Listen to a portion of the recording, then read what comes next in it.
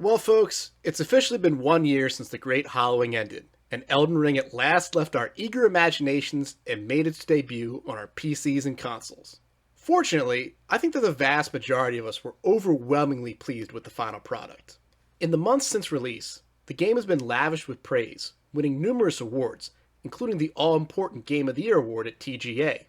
And, the admiration of Bill Clinton, apparently. As a father of two, I can tell you for sure that first birthdays aren't really about the kids themselves.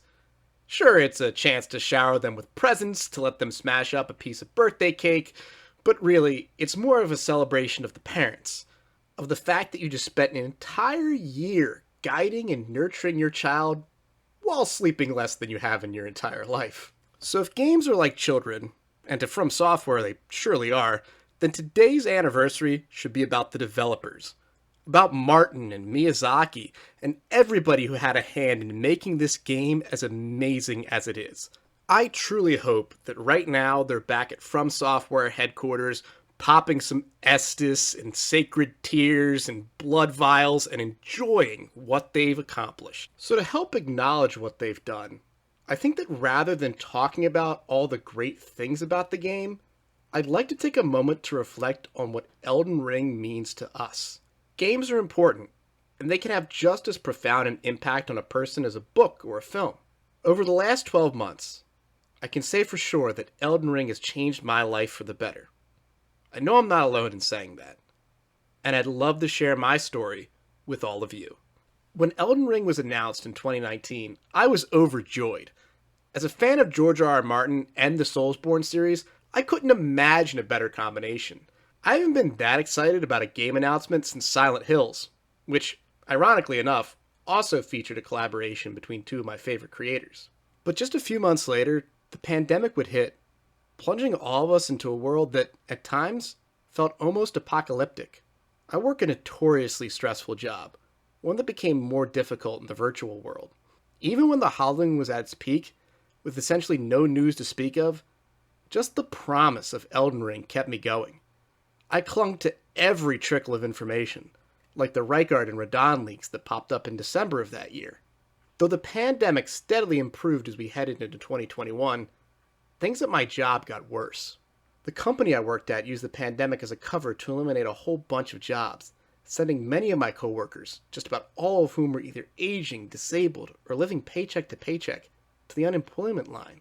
Some of them had been there for 40 plus years, so naturally I viewed them as mentors, as they taught me how to do my job when I really didn't know what I was doing. One of them had just come back from a heart transplant, for Gwyn's sake, and they threw him out on the curb. It was an incredibly dark time for me, and I didn't know where to turn. The morning after the firings, the trailer leaked. You know, the one with the guy who sounds suspiciously like the curator from the Dark Pictures anthology and the repurposed assets from the Dark Souls games.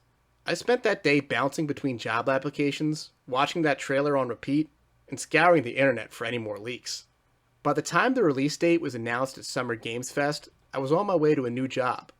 A prospect that was especially daunting given that I was about to leave the only place I'd ever worked in my adult life. Even if it was about as tired as Lord ran, walking away from the only home you've ever known is never easy. Knowing that Elden Ring was real, that release was just a few months away, and that it wasn't going to end up as an empty promise like Silent Hills, kept me grounded as I started my new journey. And on that new journey, I'd need Elden Ring more than ever. My new gig started out well enough, but by the end of 2021, it started to get dangerous. And no, this isn't a field where one would expect to be worried about such a thing. I went into the Christmas holiday that year, knowing that when I came back for the new year, that trend was bound to continue. That my safety and well-being was at risk from the moment I arrived in the morning to the minute I left the building in the afternoon. That type of high-stress environment lasted until just a few months ago.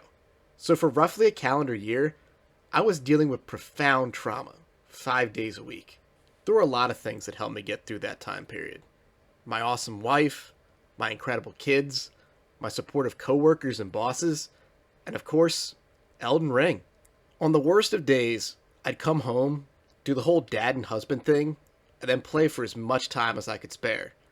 To me, the Lands Between isn't just some fantasy realm with big trees, waifus, and esoteric lore.